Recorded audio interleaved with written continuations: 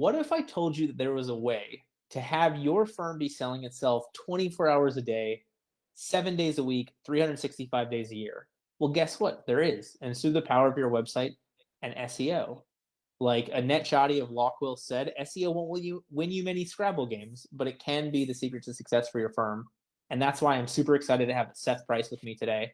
Seth is not only an accomplished attorney, but also a transformational thought leader, the founding partner of the business side of Price Benowitz LLP, as well as the founder and CEO of Blueshark Digital. Seth took a two-person law firm and scaled it up to 40 lawyers in less than a decade. And now he takes that same digital power that he used to build his own firm to create a best-in-class digital agency focused on the legal sector in Blueshark Digital. Today, he'll be talking to us about how you avoid the Internet Witness Protection Program, aka Page 2 of Google. So all things SEO and growing your firm along those lines. Seth, thank you so much for joining me today. Great to be here, Jordan. And as Seth mentioned before we started, we were hanging out in St. Louis last week. We did not plan the timing of this to work out so perfectly, but I had a blast at Max LockOn. I'm sure you did as well. It was awesome, and it was so cool to come back. And I've been in many different podcasts. I've never seen the marketing for a live event like this to be as cool as this one was. It was like I was like, I got to see this one, and I was like, oh yeah, I'm on it. It was pretty cool. There we go. So awesome. All right. Our last episode aired over a week ago because we were all in St. Louis last week. It was How Law Firms Are Like Marriages, talking about law firm mergers and splits with Brian Hausman. That aired last week. So if you're interested in growing your firm that way, or unfortunately dealing with a split, or maybe fortunately dealing with one, you want to check out some of the insight that Brian had to share. But now I want to dive in with Seth about SEO. So, look, I've heard your story a bunch, but I love it every time, and I'm sure other people haven't. So, can you walk us through a little bit of this Price Benowitz creation and where it started and where it's been now? Sure. A little, between 10 and 15 years ago, college law school buddy. I went to UPenn with fraternity brother, and we took the same year off before law school, ended up in law school together and in the same law school section. He's a lawyer's lawyer. He loves to practice. He geeks out on it, was trained at the Public Defender Service in DC, and really just his favorite place is the courtroom. And I was the opposite. I spent all my days trying to figure out how not to practice law. I went to law school when the economy was in doldrums, way back. And my dad was a lawyer. It seemed like the thing to do, but I really loved the business side. And so we decided to divide and conquer. And it was through building websites, tinkering with it. There was no roadmap for SEO in those days, but it was just figuring out what worked through trial and error. Was able to build, first one website and then a family of websites that each time added a lawyer and eventually practice groups to the firm.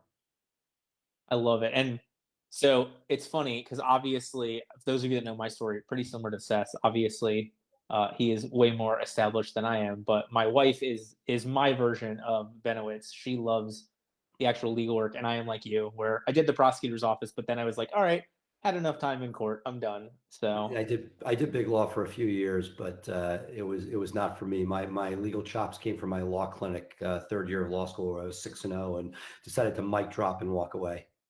Love it. So in terms of SEO, in terms of building these websites, in terms of using that as a growth strategy for firms, I kind of want to start here. Are there specific practice areas that you see benefit more from SEO than others, or is it basically in any practice area can use this as a growth? Great question, and one that I deal with a lot. And as you, just like you, I love this stuff. So to me, it's not, if somebody says, should I be doing SEO? The answer is not always yes. SEO is best suited for B2C law firms. We started with a criminal practice, and so that's the best, right? Nobody wants to talk about a DUI they got. They're not going to their general counsel. They may not be talking to friends and family. They're going directly to the internet. So to me, that was sort of, we lucked into, I think, the epicenter of the ideal, avatars, for lack of a better term, of somebody looking for legal help online. But all B2C work, whether it be criminal, PI, family, trust and estates, immigration, all of those areas have people who may know of referral people, but also are coming online.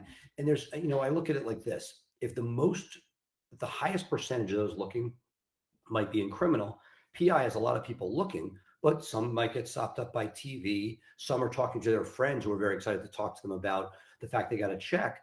maybe it goes to family next. That's also sort of like some people go to friends and family, some don't want to talk to friends and family.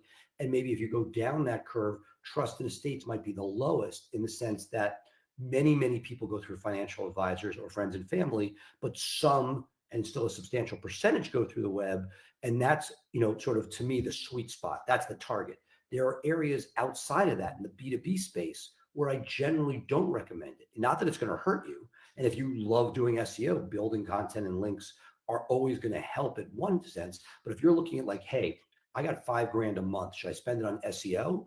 Or should I, if I'm a B2B lawyer, buy season tickets? If there are 100 lawyers or 100 general counsels in town that could help you, each one needs to be taken out for dinner, invited to a game, to a club, a private like eating club, whatever you can do, because if it's a limited number of people or if decisions are being made in the B2B fashion, it's much more of a jump for SEO. Only if somebody says, you know what, I've done all of that first stuff, maybe, but generally SEO is not the first thing for most B2B lawyers. I love that. I mean, because that really is exactly what it boils down to. I mean, if you want to show up more on Google or whatever other search engine, is that how your client's going to look for an attorney? And so it's so correct about that criminal one, because obviously, very few people are willing to announce to everybody they know, like, oh my god, I just got arrested. So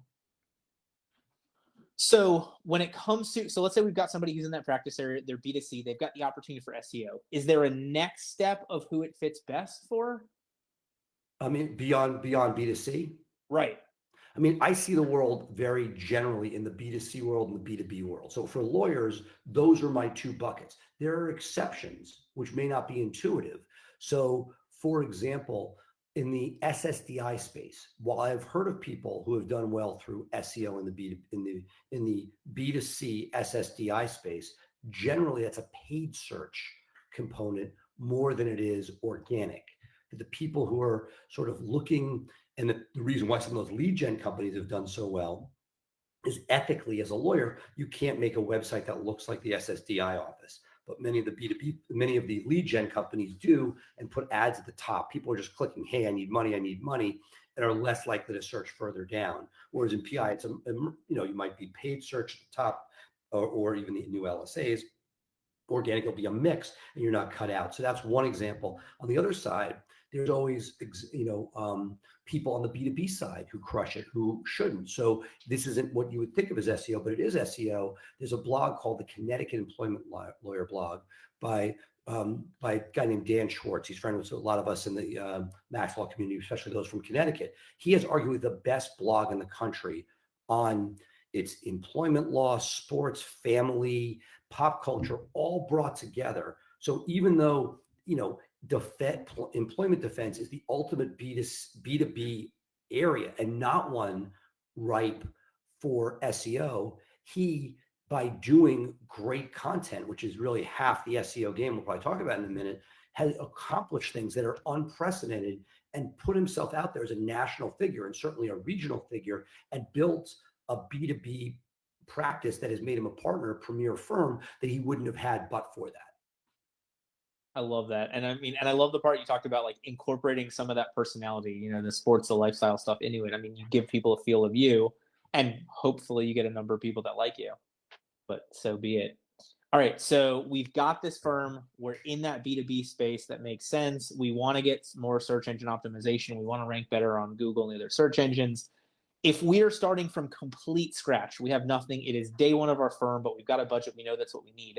Like, where should we start in terms of building that great SEO? So B2B, B2C firm, I think first thing is a website. Ideally WordPress. If you don't have the resources, just get a Wix thing up, get a site up, because age of the domain, even GoDaddy, for God's sakes, anything, get 10 pages of content and let it age. The age of a domain, brand new domains. You talk about the witness protection program. You want to be in the witness protection program, having a brand new website, best place to find yourself in the witness protection program. It may not be page 2, maybe page 8, 9, 10. So the first thing is age the domain. Another sort of tricky piece is, let's say you're not starting brand new, but you're starting off, you're breaking off from another partner, and that partner's name is in the domain, and you happen to, if you don't get the domain, you got to buy a new one and age it. If you do get it, there's also a jump when you are pointing it. It can be done, and you can redirect domains. Another place that's sort of like, hey, Get an age domain that Google knows, understands, and trusts. That's your first piece to being not buried somewhere. And ironically, or sort of, we are also seeing, we call it the sandbox. That's the term of art when you're in a sandbox and it takes somewhere between 3 to 9 months to leave that sandbox. I can't prove it, and there haven't been any white papers on it, but paid search is one way to get yourself out of the sandbox quicker. So ironically, if you're really stuck, you got nothing going on, and do a modest amount of paid search, PPC, that traffic can signal to Google and very often get you out of that sandbox quicker. So in a less competitive market, when there aren't a lot of people saying, hey, pick me for this, that's one way to sort of get yourself in play faster.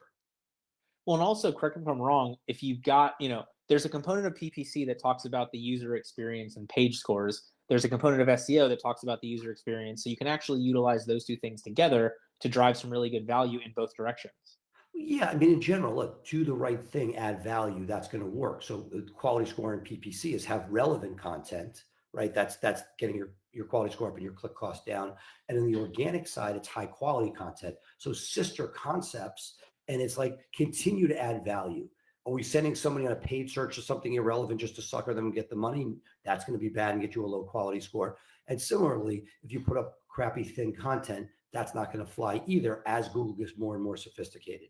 So, first an age domain, but the fundamentals of SEO haven't changed that much over the last 10 years. How you're applied, how you do it, lots of nuances. But if you speak to Google and you read their Twitter feed now, and before it was public speeches by Matt and such, you're dealing with content and links. Those are the two biggest factors.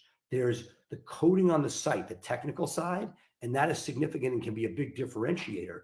But at the end of the day, if you've got nothing, whether it's a Wix site or God bless a WordPress site, which is what we recommend, it's the idea. If you add content and you add links, those are the things. So when I started, there was no playbook. And again, the world has changed. It's much harder to do. But if you write content and you don't have enough money to hire somebody, write it yourself. Have a spouse do it if they love to write. Whatever, have one of your law clerks write it. Get content that makes sense and is relevant for what you want. And then Google has to say, hey, Google wishes we were in a linkless world, but we're not. So those links are like votes. It's like who's most popular in junior high school, and you're looking to say who can you say likes your work. And so, for example, my law partner has a pretty interesting case going on right now that CNN is enamored by.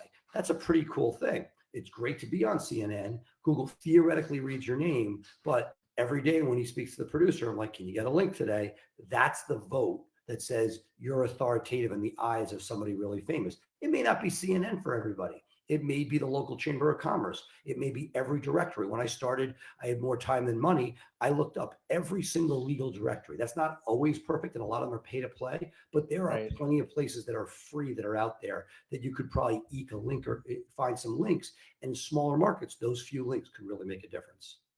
I'm imagining a post-it note like next to your calendar that's just like, make sure Benowitz gets that link from CNN today. Like I want that follow link. It's more than that. It's a text, it's a call. It's like, oh, they said they can't do it. I'm like, you've gotten them before. Here's an example. Please show them. If you're going to spend your mornings sitting in a studio, the least they can do is give you some love. Yeah. So all right. So content and links. So from a content standpoint, what advice, insight, wisdom do you have on what content to put forward? For me, you're thinking about what are people searching for. And so I'd say there's the money keywords. If you're in Orlando and you're doing Orlando criminal lawyer may be the money sort of term that makes you the most money. And if you have a page, first it has to be title tagged right. It's the one place you could sort of say to Google, hey, with a certain number of characters, this is what the page is about. A description, your H1s, not as important as they used to be, but everything to say to Google and hit them over the head. This page is about an Orlando criminal lawyer. Orlando criminal lawyer is what this page is about. So when the bot comes through, there's no confusion. They're like, is this a criminal page or a DUI page? I see a little bit of each. No, here's a page about one thing. And then once you've said to them, hey, this is about one thing in a competitive market, it may be, hey, let's not just make this our minimum is 500 words. for your mother page with all the different, competitors you have in that market. Now the question is, can you have something maybe elongated for that page? It's additional in-depth content on different nuances. One of the ways I like to think of it is almost like an overture of a symphony. Or when you hear a bunch of the music you're going to hear later. Here are the 10 things you're going to learn about, and then you could use smart internal linking to take people to those internal pages where there's a lot more information about each of those concepts. Whether it be drugs, DUI, embezzlement, whatever it is you're going for, and then each of those have a landing page. And the idea being, the more specific you get, let's say hypothetically, and I'm using this, that DUI is an important component of a criminal practice. In the old days, we might have a separate criminal and DUI site. That has not been favored. Google wants to see that one great one.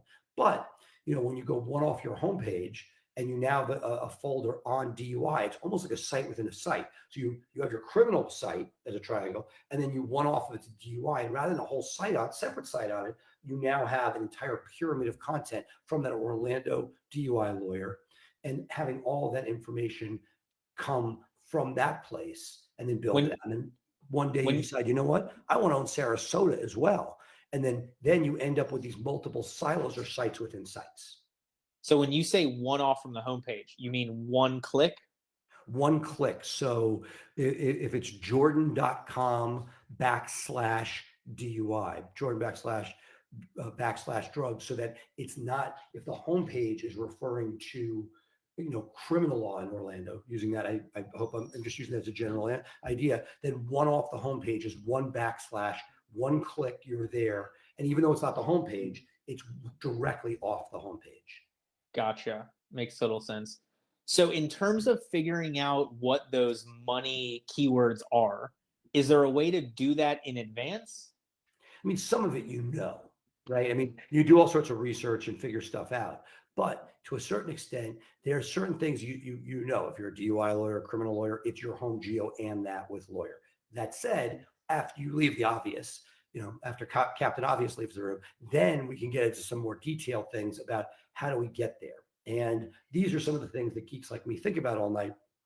Do we need a separate page for lawyer and attorney, singular, plural? Because there are 4 versions of each one that you want. And that when you do, for example, if you want to make yourself feel good about traffic stats, one of my first sites was DCcriminallaw.com. When you do law instead of lawyer, there's a lot of traffic, law students looking, people, but for end users, for lawyers, we care about the buying unit. And generally, the buying unit is looking for that practitioner, lawyer, or attorney to solve their problem. So law and other general terms gets lots of traffic, but the lawyer term is generally where we've seen over time the buying unit be there. And those are the words, what I call money terms, that are so important if you want to get the phone to ring with qualified buyers. You made a comment about the 4. So were you talking about lawyer, lawyers, attorney, attorneys? Correct. Okay. So, I mean, like, I'm a big fan of Answer the Public. I know you've got Google Trends. Like, are there any tools that you specifically think make the most sense? I'm agnostic to that, meaning Okay, whatever gotcha. whatever you like. There's no shortage of. Every once in a while, I go down the TikTok funnel, and then like there are people there with all sorts of really cool new tools that some of which work, some of which don't. That's a great area if you have the time just to keep experimenting. And I'm always having my team push and look for different ways to accomplish that goal, because there's no one magic answer, and you sort of want to crowdsource it. Because I take all data with a grain of salt. Number of page views from Google. When you get under 100, it's never really made much sense. So you take everything with a grain of salt, you put it together, but you also know when you speak to people on the phone and you see if you do paid search, that, used to get a lot more data. Google cut it down, but if you can, ask people when they call, they never remember, but start trying to figure out what are from the money point of view. And then as it goes down, one of the things I've always done on the paid search is add negative keywords over time, right? So again, I don't want to get distracted with paid, but thinking about what people might be searching for that makes you money, and thinking about what people are searching for that doesn't make you money. Not that you don't want pages on non-monetizable things, because there can be great traffic that has SEO benefits, but it's not going to make the phone ring the way the money searchers do generally. Well, or free criminal defense attorney in Orlando might be a little bit different of a search than criminal Well, defense in Orlando. right. Look, I was the guy who answered the phone at Price Benowitz when it first started. It was me and a cell phone. That's all there was. And what I would say was always like, hey, would you like a paid private attorney or a free public defender? I'd emphasize it just that way. And I'd be quiet. And I could tell based on how long before somebody started to speak, whether or not they had money. It was unbelievable. The only person that would throw me off is a Southerner, because the Southerners spoke with that Southern drawl. So they still might have money, but they're just Southern. But in the Northeast or Mid-Atlantic where we were, like, you literally could tell. And the idea is people tell you they want a public defender. That's great. There's nothing wrong with it. Go get them help, have a referral list, tell them where to go. But Right. you're not going to do them any good. It's not going to do you any good, and helping your team figure that out. So I love it. I'll give you one last example along those Sure. lines.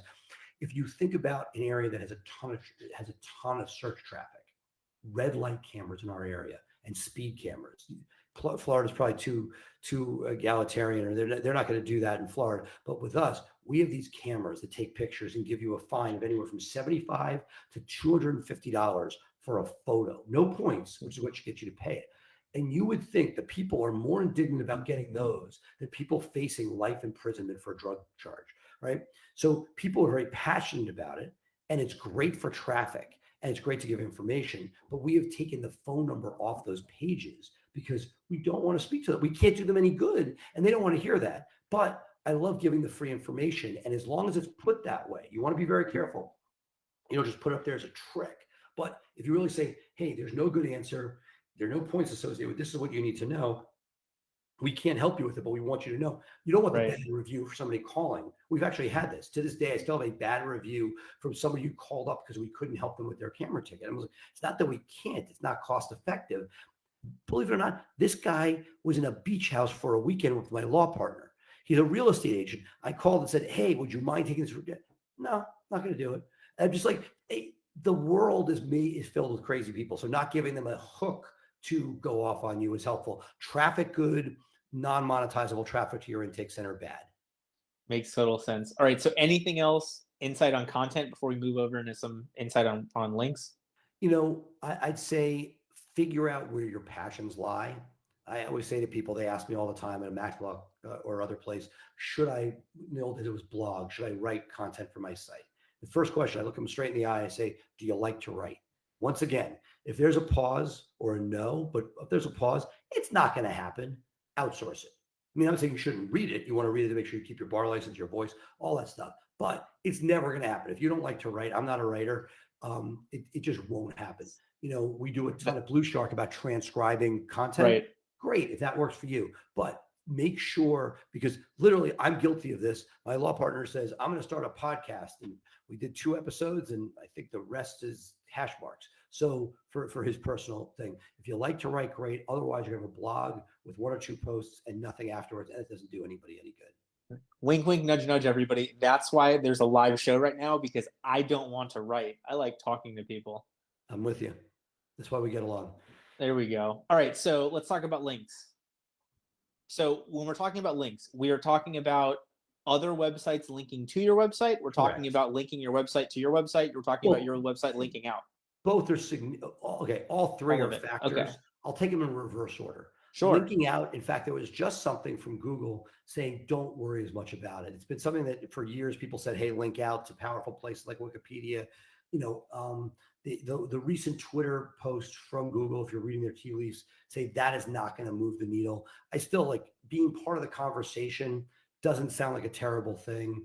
Right. That's the first piece, reverse order. Second, internal linking can be very, very powerful. It's something that helps the Google bot get into your content, make sure it can see the relevant content, what makes, it gets the Google bot and the user around your site to be able to find content. Very, very important. And can, for more competitive markets, be an incredibly significant factor. But that said, the granddaddy is the inbound links, the links coming from different places. So it's great that I'm on your podcast, but a link back from you is great. It's great to have a podcast, but it's the links that you can get being in the directory, getting your podcast or clips of your podcasts out. Those inbound links, incredibly important as a vote of confidence from Google to say, hey, this is worthy from this source. Different levels. your local dry cleaner worth a lot less than the Chamber of Commerce, worth a lot less than a national news outlet.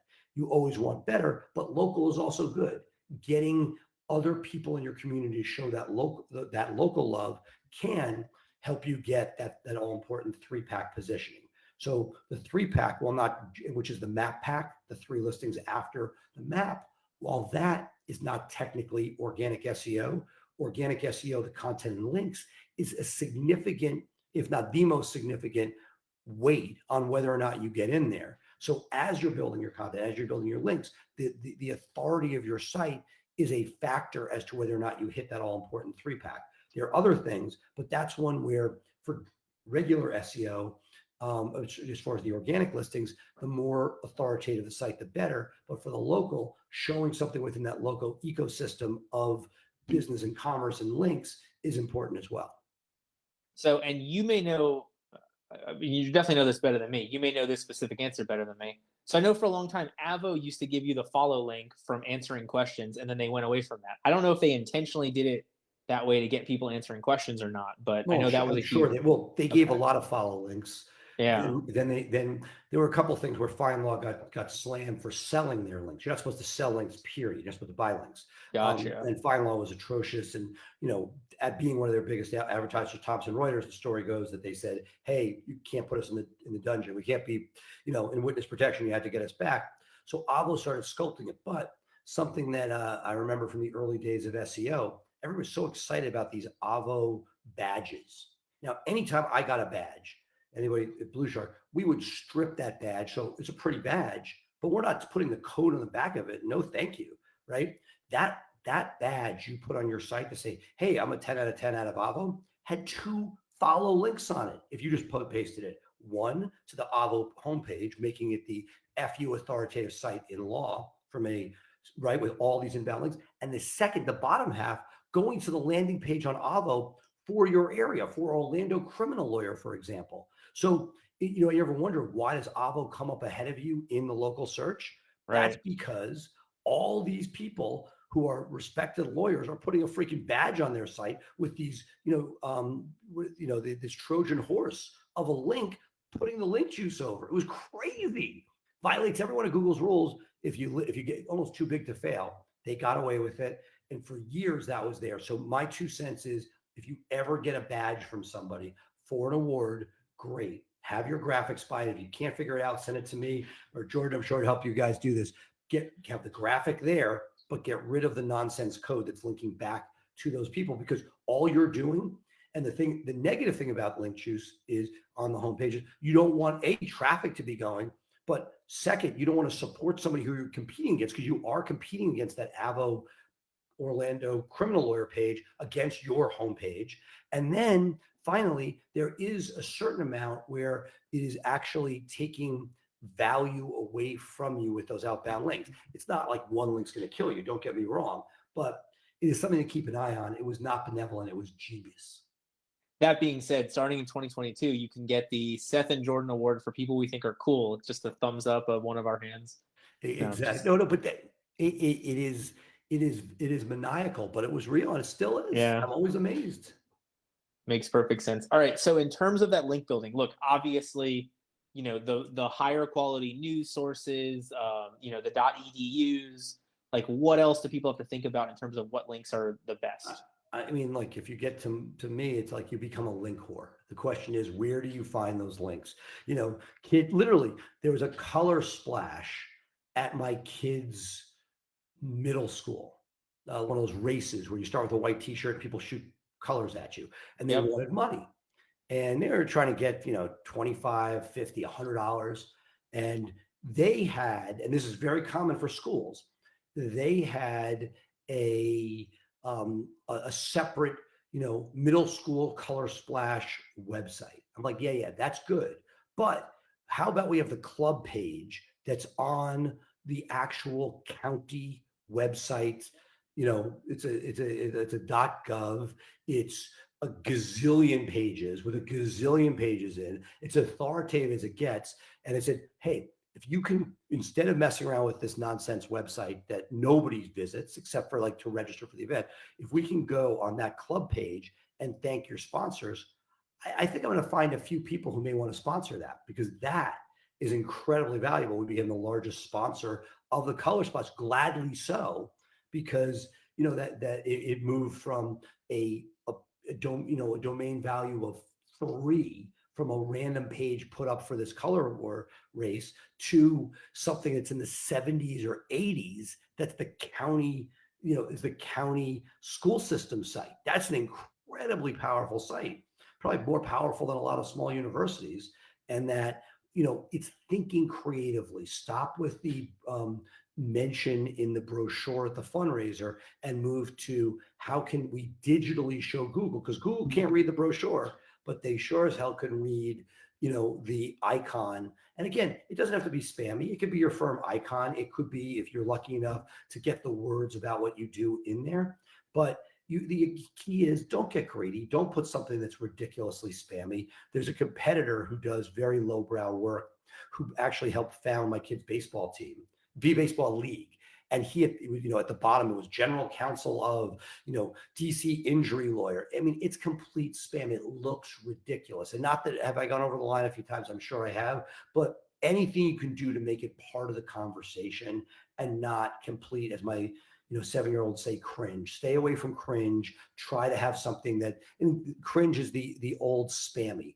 Don't come off as spammy. People in the inside may know what you're doing, fine, but Right. make it part of the conversation and not so absurd that, why is there, something like this at the bottom of the page? Keep that to an absolute minimum.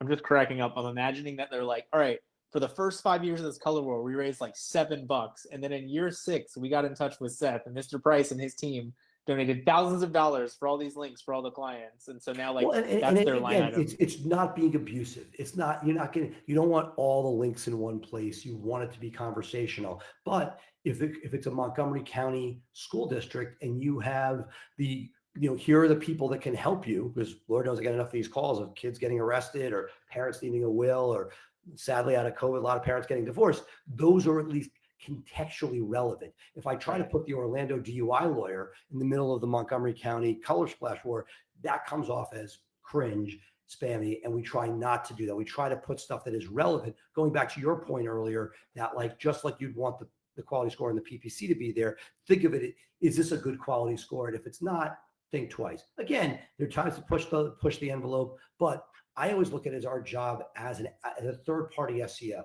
So when I do it myself, if I want to take a chance on something, it's me. But most people, I can't, even with enough sort of signature sign-offs, take risks that would hurt people. My goal is never to wake up the next day and have everything down. It's a little bit more conservative. The analogy I would make is, if you've ever renovated a unit, like for rental or for resale, and it's one thing if you do in your own house and you have to fix an outlet and you have your electrician come and you're just going to have your handyman do it, who cares, right? But if you're reselling, if you're going to put a tenant in there and you're doing electrical work and that house burns down and they find out you didn't pull a permit, you're done, right? You hope you have enough insurance for something like that. It's similarly here. There are times to pull a permit, and there are times when you do something sort of quick and dirty, and knowing, hey, if you're putting up a piece of drywall, is that likely to come back and bite you too much? No. But if you're moving the sewer line, that may be a time that you actually want somebody other than you to check the box. And that's sort of how I live life digitally. Makes total sense. So anything else you want to make sure that we share with our listeners and watchers here about that SEO, about the content, about the link building, about the best practices? I mean, look, the great thing about it is the further you dive in, the more there is to do. I'm a true believer in the Nike saying, just do it. Start writing content, start obtaining links. There's not a magic answer of what it is, but if you start doing it and get yourself familiar with it, it does two things. One, it can build you up. And second, you can figure out what you like to do and what you want to outsource.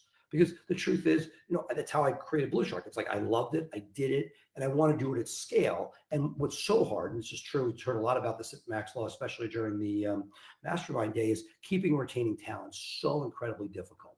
So today I can't even hire. If I said I need another quote unquote SEO, I've had an ad out for 9 months. They don't grow on trees, and those that respond to the ad are generally garbage that have the title from some larger think tank or organization like AARP. They don't even know what they're doing. So to me, my philosophy was, I trained from the ground up because I was so sick of that turnover. And that's what essentially became Blue Shark. If you have and can maintain an in-house team, there are incredible margins that can be gained from that. It's just the lack of stability, because if you heard my talk with Tyson, then you're left with somebody who is essential to your business that can't be replaced, or essentially that team is no longer. So it's always a balancing act, I think. But the more that you sort of start to partake, you become an educated consumer. And whether you do it yourself or whether you outsource it, the more you understand it, the better off you'll be. So, and that brings up a great question. How much of it sounds like a lot of this SEO is sort of everybody has a little bit of their unique technique. And so it sounds like if you bring this in-house and when you turn over to the next person, you might be undoing so much work. Whereas bringing in a Blue Shark or a company like that, there's going to be a lot more consistency among how you're trying to build, or is that not so much the case? There's a lot of stuff wrapped up in there, right? First, does the Okay. person know what they're doing at all? Period, right? They're playing more often than not. Somebody comes and says, "Oh, they were a charlatan," because it doesn't take a lot to know somebody. Like, somebody could come to me and tell me what I need for my health insurance package. I'm nodding my head. Is it really what I need? I won't know until somebody has a catastrophic issue, and then you really find out. So there's that. There's the fact that very few people are masters of everything. Somebody might be great at PPC, but they might not be great at SEO. They might be great at content creation, but they're not great at links. So, there's a theory, and I'm sure that there are examples of people that do it all well. It is a very hard balance, and most people can't tell. Not that there's not a reason to take a shot at it, especially with limited resources, but when you start doing the math on what it costs, and this is, with any of this stuff, what it costs to outsource versus, keep it in-house. Like, if you find somebody who's doing the work, then there's a margin for a business. If you have an employee, there's margin for all of your sick days and office turnover and things like that. Everybody has to balance it for themselves. So I don't want to say like there's never a possible way to do it yourself. People Right. have figured it out. But very often it's a question of whether it's the best use of your time and management time. Yeah, and somebody posted, it was about a social media position, and it was like, oh, when you're looking for somebody to do your social media, you need a graphic designer and a copywriter and a content creator and a producer and a video editor and a strategist and a time list and a know this platform and that. And it was like 27 different jobs. So they're like, well, yeah, Well, I can outsource it for this or hire somebody for that. I was like, but really, you're hiring 27 people for their own little link in the look at chain. the post you made for this very podcast, right? You put something up there that had a catchy title, a great graphic, was placed in the right place that people found it, tagged correctly. A minimum of 3, and I'm probably being kind, of how many failed different experiences before you had the right team to do that, is not nothing. It may seem like nothing to you because you now have it down, but I could speak for a guy where that's not my focus. My focus is more on the search. That just getting one great social media post that had like ridiculous interaction, a very typical platform like LinkedIn, where normally things with graphics get no love. To see the love that something like that got on a platform as hard to navigate with a non-tech, where text is one thing, but with graphics another, it demonstrates it is an art, and that it's only from that experimentation that you were able to get to that point. Thank you. Yeah, no, totally. And the funny thing along those lines is, and I think SEO is very similar. Don't expect that one article or that one post to be the entire future of the firm. It's that consistency. It's staying with it. It's keeping, it's showing up with new content. It's getting those links just over and over again for a long period of time. Yeah, and look, these are all intertwined. It's not like doing the social, if that's what you love, is going to hurt your SEO. It's going to help it.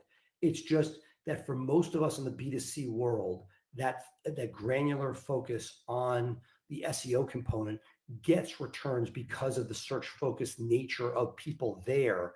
That works. Again, if you love social and you're in the B2B space and you can keep hammering all of the people that need your help, or if you know that all of your people, I'm making this often riffing, are at a bar association event and are always at the local bar, and you're able to geofence it for things. I'm not a big fan of geofencing, but there are exceptions to every rule where you can do things that are really creative if you take what you love and you leverage it. But I think the one thing to make sure is that what you love comports with the type of law and the type of eyeballs that you're looking for. Because if you love social, like organic social, that is great, but it is really difficult to make a buck in certain B2C areas compared to others. So it's weighing that. Or you say, you know what, there's so much opportunity here. I'm going to get the people from this smaller subset. If that's good enough for you, I'm just sort of somebody who I like to try to mix up whatever has the largest search group, or not search as in like the local search, but as in what figure out where the eyeballs are and then figuring Right. out which technique will get the most love. All right. So as we get towards the end here, anything else that you want to make sure we share? I would say that they're in the SEO world, try to stay away from shiny objects and fairy dust. It's a lot of hard work, as you mentioned a moment ago, consistency. It's having a plan and sticking with it, and looking at whether you're doing it yourself, whether you have an in-house team or whether you have an outsourced team, having a checks and balances to make sure, whether it's yourself, it's a calendar reminder saying that I do my content this week. If it's an in-house team, somebody who's reporting to say what they're doing, so you don't wake up a year from now saying, what have they done? And if it's an outsourced team, making sure that, in my opinion, you don't treat them like a vendor, but rather a partner, and you're working collaboratively, but at the same time, to quote Reagan, trust but verify. But Seth, in the 45 minutes or so we've been here, I've gotten 15 emails about people that guarantee they can get me on page 1 of Google. So and look, and that's the frustrating part, because you want it. You want that. At the same time, we both know there are ways to manipulate the search results. There are things, we talk about the pulling the permit. I bring that analogy up a lot because, what goes behind the drywall once they did it isn't there. But when the house catches on fire, people are going to know. And here, somebody can do all sorts of crazy manipulative things that pushes your website up on Google. And one day Google says, we look behind the drywall. That's no good. We're pushing you back down. And that's a really painful day. So continuously using best practices, not looking for the shiny object. Not that you shouldn't always be tilting at windmills. I love that. But it's almost like, how much should you invest in Bitcoin out of your whole portfolio? I'm not a cyber person. Maybe I should be. But if you listen to the Mark Cubans of this world, 10%. You want to spend 10% of your time going after shiny objects, great. And make that your hobby. And it may turn into something. But I've been a big believer, with rare exceptions, if you're second or third to the race, you'll be fine. Over 10 years, I talked about geofencing before, people sold me geofencing that just didn't work at all. Slowly, I'm seeing some case studies where elements are working great. But if I had invested in year 10, 9, 8, 7, 6, et cetera, from the guys selling those shiny objects, I would have lost in every single one of them. And you know what? If I have to wait a month or two before determining, yes, that's a viable way, fine. So true. All right, so let's talk about our next episode, then we'll come back for your biggest nugget of wisdom, the final takeaway. For those who've enjoyed the show, want to stay active and learn something, we're going to do a little bit different of an episode next time. On October 21st at 1:30 p.m., we're going to have Thane Brown, our lead builder, on to talk about how to work smarter, not harder, something I'm a huge fan of, the top CRM do's and don'ts. So that is on October 21st at 1:30 p.m. with Thane Brown from Legalese Marketing. We'll talk about the do and don'ts for CRMs. But Seth, I'm not going to let you go without that final nugget of wisdom. We've gotten so much out of you, but I want a little bit more. I think that I'm going to go with, have a plan and stick with it. Again, it's not exciting. It's not sexy, but the idea is that it is each of these elements put together over time, almost like compound interest, that is going to pay dividends. And if you're just starting out, okay, I'll say this. If you're just starting out, and I'm pivoting from the fundamentals of SEO to the local search, if you're just starting out, people talk about branding the firm, using the types of law that you want in your brand currently is giving you a pop in the 3-pack. And so I would say that would be the thing I would do short term if you're launching and you want to compete against big boys, that it'll give you a leg up. It legitimizes it because you're going to do it with the Better Business Bureau that way. You're going to register with the state that way, and it'll give you some protection with Google. But that is right now something that's moving the needle more than you would think for what it is. Don't know how long it'll last, but for now, that would see, if you're just starting out, you're trying to figure out that big bump to come out, try that. And super secret, you can always change the plan. It's okay. It's not etched in stone like one of the 10 Commandments. But if you don't have that plan at all, that's like driving in the car without an idea where you want to go. You have no idea if you're closer or farther from where you want to be. Right. And that's one reason to, I'm not one of the people who say you must outsource, but that's one reason. If you're not going to have the plan, if you're going to be all over the place, that would be the reason that somebody to keep you on track for what you're doing. Awesome. So Seth Price of Price Benowitz and Blueshark Digital, hands down one of the smartest and most well-liked people in the industry, because both of those are pretty important. And it's certainly the second one is probably based somewhat on the first one. So thank you so much for spending some time with us. Absolutely. Love the Jordan. It's a lot of fun. Thank you for listening to this episode of Exhibit A Attorneys. If you're interested in becoming the Exhibit A of successful attorney, please check us out at legalesemarketing.com, EASE.